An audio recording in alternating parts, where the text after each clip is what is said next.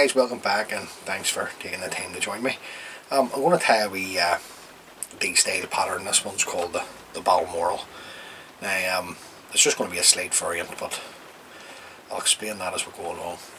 Now the hook and the vise is a partridge single in size 2 in black. The thread that I'm going to use to tie the fly is the Uni thread 80 in black, but you could use a 60 thread for this if you wish. Now I'm just going to come in and get the thread started a couple of mil behind the eye. I'm just going to run my thread down to where the wire is bent around to form the eye, and then remove the waste tag of thread. I'll just show you. So that's where the bend the wire around to form the eye in the manufacturing process. Now the tag at the back is a oval silver tinsel. Just going to catch it in on my side. This is an oval silver tinsel in size 14 that I'm using. So just working the thread down, open turns until my thread's in line with the barb of the hook. And then I'm going to bring the thread back up in close touching turns until it's just in line or just slightly shy of the point of the hook. Then we're going to come up with our oval silver tinsel in touching turns to create the tag at the back. Just to meet the thread, follow this around with your thread just to catch in your oval silver tinsel. A couple of turns will catch that in, and then we'll trim away the waste. Now that's our tag caught in and on the side there. So we're just trying to build that up at the same time. Not that we need to, because the body's going to be dubbed, but it's just to make a strong fly. Now the tail, you're looking some, it's in two parts, the tail. The first part you're looking some crest feather. So I've got one here, and you want the length of the tail anywhere between in line with the bend or just slightly past the bend of the hook. Now I like to tie it in slightly past the bend of the hook. It also depends on the style of the hook that you're using as well. I'm just going to come in and cut that. Just take the wee nub off the end of the feather. On top of that you're doing some tippet fibres. This one here has been dyed a hot orange. So all I do here is just come in, pull the fibres between my finger and thumb, and just come in and take a small pinch. Don't need to overdo it. Going to offer this up. Just move the tail feather there, and you want this to be, I don't know, round about just slightly over halfway. I'm just going to hold that on top, come around with a pinch and loop, and then just quickly run our thread up, tying everything in. Now don't get too hung up with your wee fibres and stuff coming through here in the thread as you're running this up. I don't worry about that. Just run your thread right up, tying everything in. Then you can come in, there's a couple of wee fibres, you can just trim those away because you're going to dub the body. You're not going to see none of this. Now on the way back down, we're going to catch in the first of two ribs. So the first one, we're back to our oval silver tinsel again. Catch that in. Then we're looking a length of silver tinsel, but I'm going to use the Uni mailer, silver and gold in size 12. So we'll get a length of that off. Now we've got proper tinsel, proper silver tinsel, I mean, you could use it. Now we want the silver side, so just going to tie them with the gold side facing me. And just work our thread back down, tied up against the tail. Just having a wee check just to make sure we're sort of way on the money. Yep, so it's now the rear body, you're looking at green seal's fur. So, or any green dubbing will work for you. I'll get us started. Just get it caught onto the hook, then you can tighten up, just have a wee check. I don't want the dubbing to be, when I'm tying these flies, sorry, I don't like the dubbing to be overly tight. I want the rib to set into the body.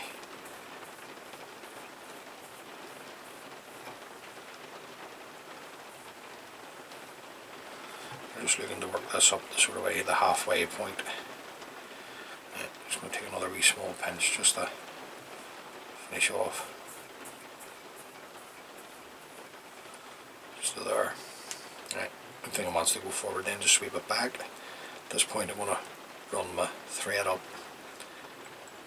to where we started when we started tying the fly. Now I'm going to put a body hackle on.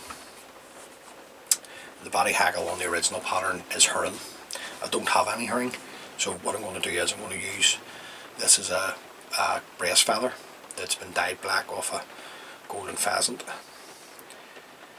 So just pressing against my nail against the stem here, just to thin it down a wee bit. I'm going to tie it forward of the eye, just catching it in. Nice and tight, just working the thread down, tying it in.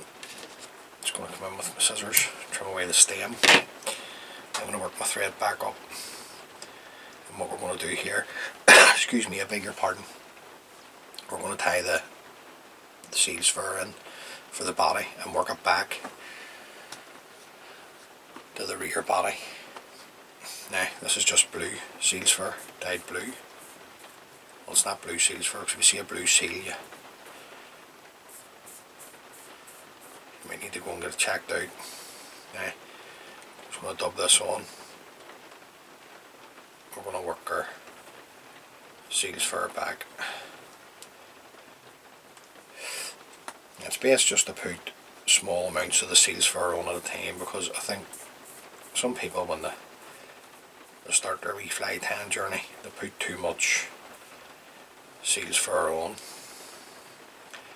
and realistically you don't need large amounts of seal's fur, just small pinches. Just keep going until you've created the body that you're looking to create.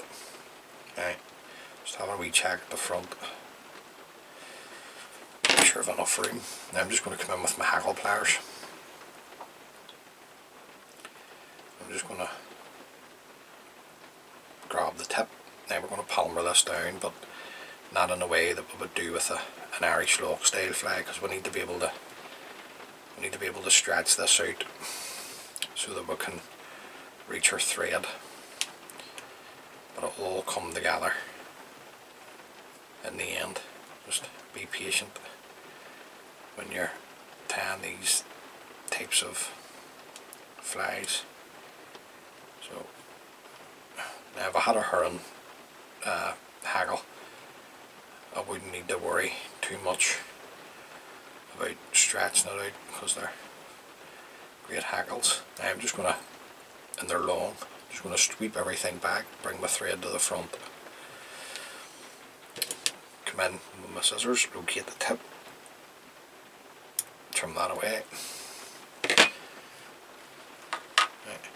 Just going to open everything out just to see what way I'm sitting. I'm just going to gently just bring everything forward.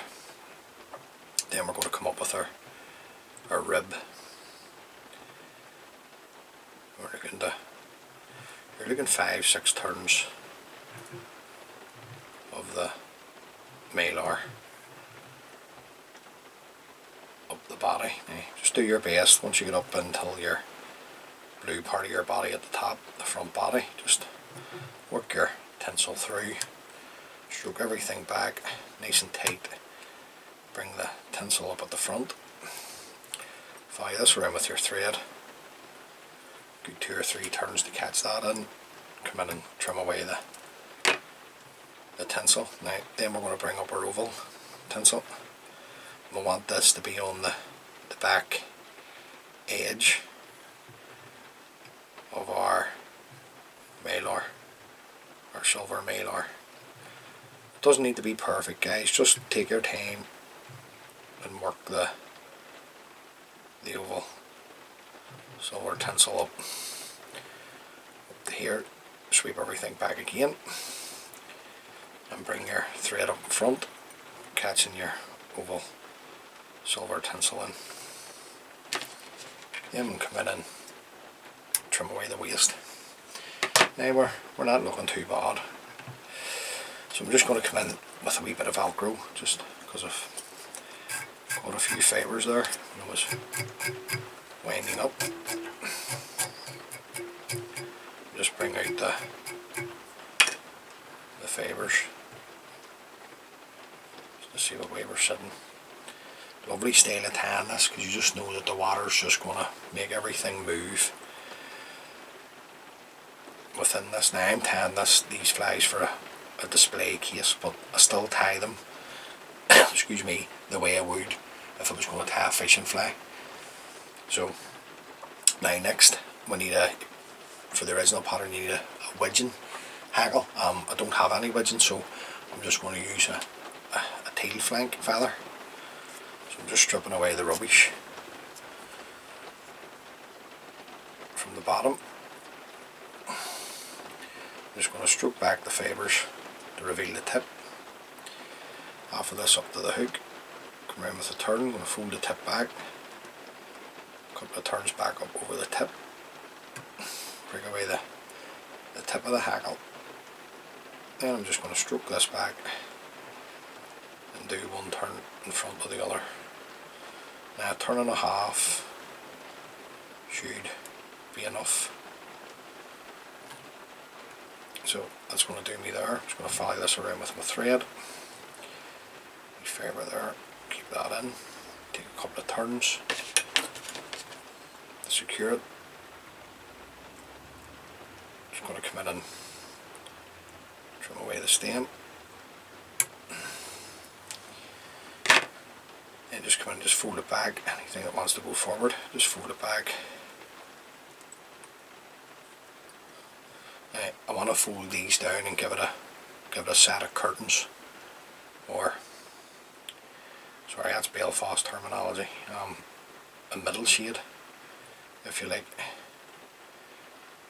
to put the fibres down into the throat. Now you don't have to do that either, you can just take the fibres off and make it into a throat hackle, but you want the throat hackle to be quite prominent. You want a quite bit of fibre in it. Now it doesn't matter if there's some at the sides. That just adds all to the style of the fly. Now the wing, just going to put a wee lick of wax on. The wing, you're looking some cinnamon coloured turkey. Now I don't have that either, but what I do have is I have some nice cinnamon coloured duck quills. Now all you're looking here on this type of fly, excuse me, is slips.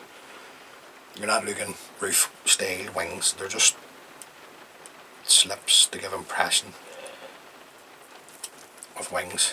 So that's my first one, that's going to be my side. I'll get the other feather. I just come in with my dubbing needle and just judge it the best that I can, tear it away. Then get my side, get the two of them together, make sure that they're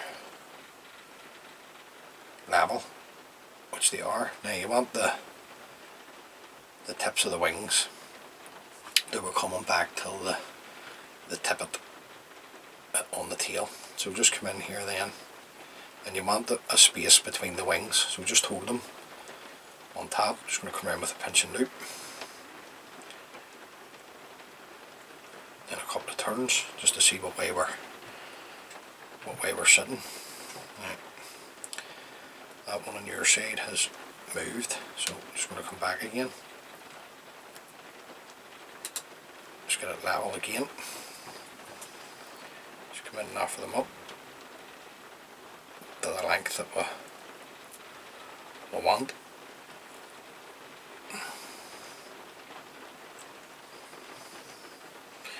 Just have a wee check. Just going to bring this up a wee bit. There. Just move this one up a touch. Right, just check the length. Always check the length just before we secure everything in.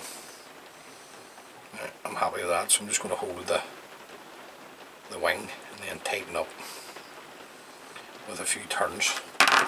Just going to come in with another wee lick of wax. Then we're going to come in and just trim away the waste ends of the quills. Now we're not looking too bad, so we're just going to come in and hold the wing and work our thread down over the cut ends and back up. Now our jungle cock on this style of fly we're going to put down basically into the throat hackle. And the reason for that is you don't want to put your jungle cock on the side of these particular patterns simply because you want the movement in the wing. Now I've got two jungle cock eyes here, two fairly big ones that suits this size of fly. I'm going to put them on individually, so I'm just going to offer this down into the throat. Just tie it in nice and tight. Just going to come in and have a wee look. Happy enough with that. Then we're going to get our other one for your side. You can see the jungle cock there on my side. We want these roughly to be to the same length. I'm just going to hold it there.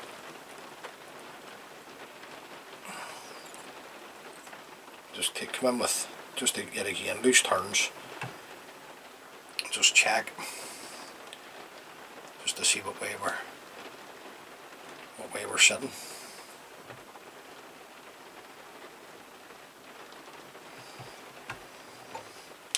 I'm just going to bring it out a wee bit from the hook. You just want to check the length.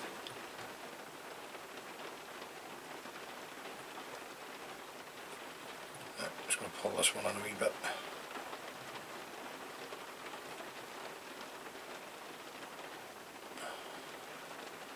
Just want them to be to the same length. There's nothing worse even in these types of flies. You want them to be to the same length. Now I'm happy, so I'm just going to come in and hold the two jungle cock eyes. Just work my thread down. I'm going to fold the stems of the jungle cock back. Then I'm going to work my thread back up over the top. I'm going to build my head up here at the same time. Just take the opportunity to build my head up.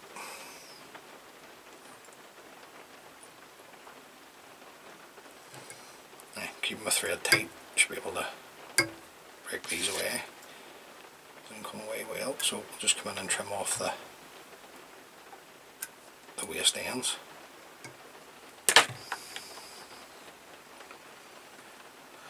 Then we'll find our whip finishing tool here and we'll come in and throw in a whip finish nice and tight, just sort of way shaping this head up here at the same time.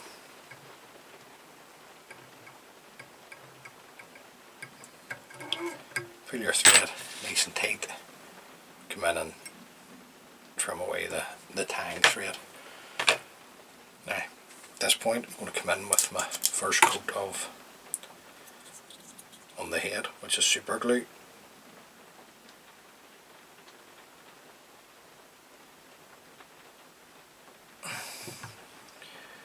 right the whole way right round.